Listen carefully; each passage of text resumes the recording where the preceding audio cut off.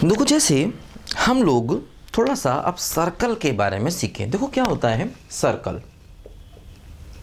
देखो, सर्कल की एक स्पेशल डेफिनेशन होती है जो कि लोकस की हेल्प से आती है। देखो क्या होता है सर्कल, क्या होता है। देखो सर्कल होता है locus of a point P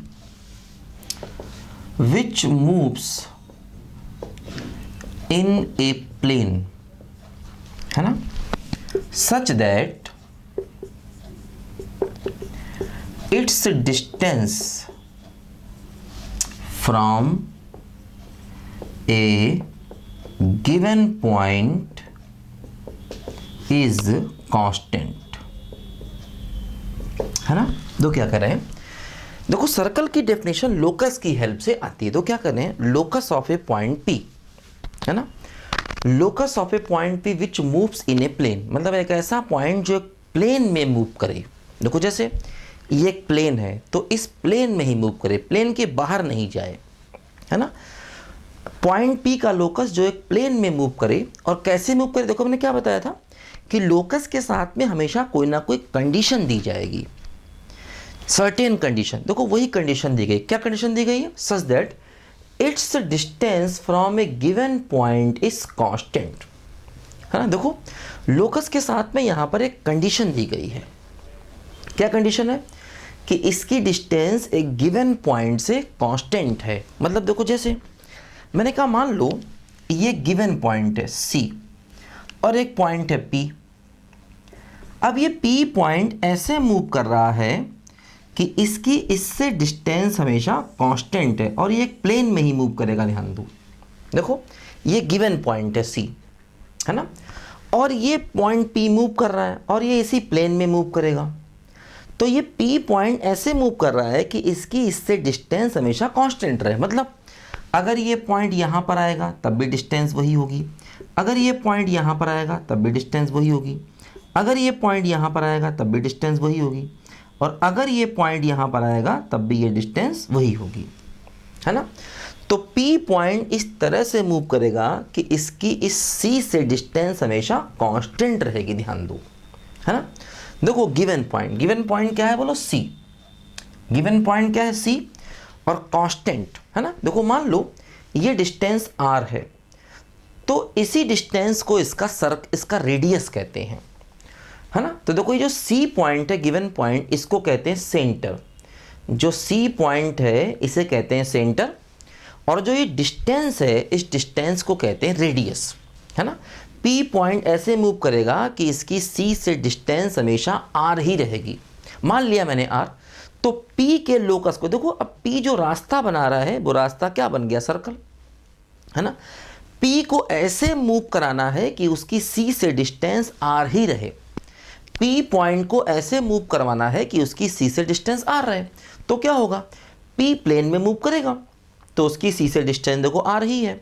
तो P का रास्ता क्या बन गया, देखो P का लोकस क्या बन गया, P का लोकस एक सर्कल बन गया, है ना। तो यही सर्कल की डेफिनेशन है। अब देखो हम क्या कर रहे हैं, हम ये मान लेते हैं कि लेट C अल्फा बीटा है। मान लिया C अल्फा बीटा है फॉर एग्जाम्पल, है ना, और ये जो डिस्टेंस है ये R है ना। R क्या है, डिस्टेंस। C है अल्फा बीटा, गिवन पॉइंट है, और डिस्टेंस R है। अब हम चाहते हैं P के लोकस का इक्वेशन निकालना, मतलब to find equation of locus of P, है ना।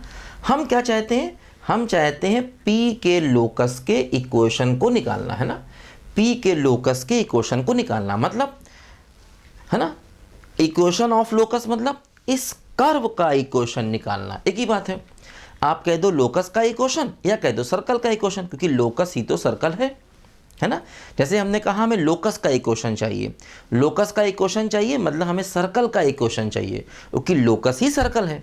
या ऐसा भी कह सकते हैं कि हमें क्या चाहिए, बोलो, हमें इक्वेशन ऑफ सर्कल चाहिए। ध्यान दो, है ना, हमें देखो इक्वेशन ऑफ सर्कल चाहिए, लोकस का इक्वेशन चाहिए या सर्कल का इक्वेशन चाहिए, बात बराबर है।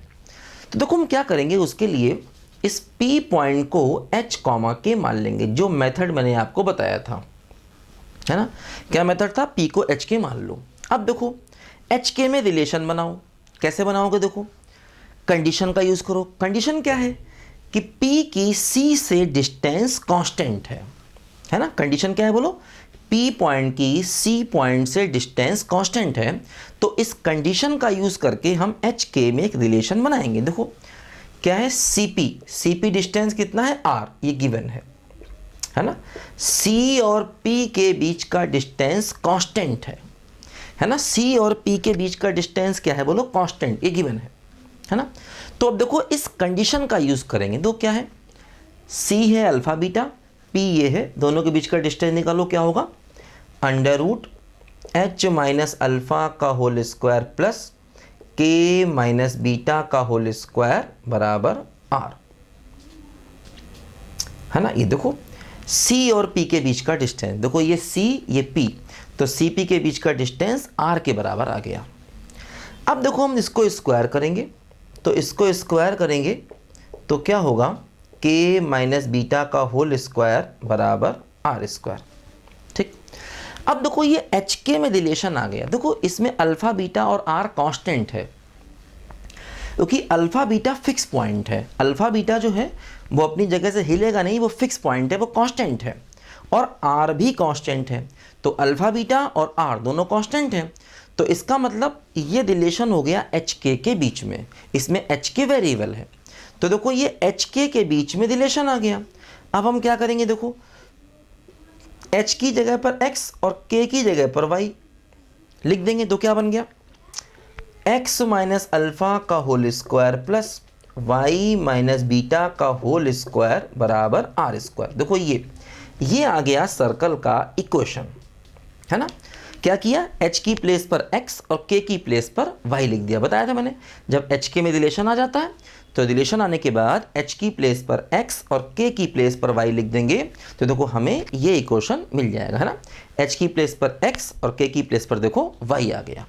ठीक, तो ये हमें याद रखना है, ये सर्कल का इक्वेशन है और ये हमारे बहुत काम आएगा। कैसा सर्कल है ये?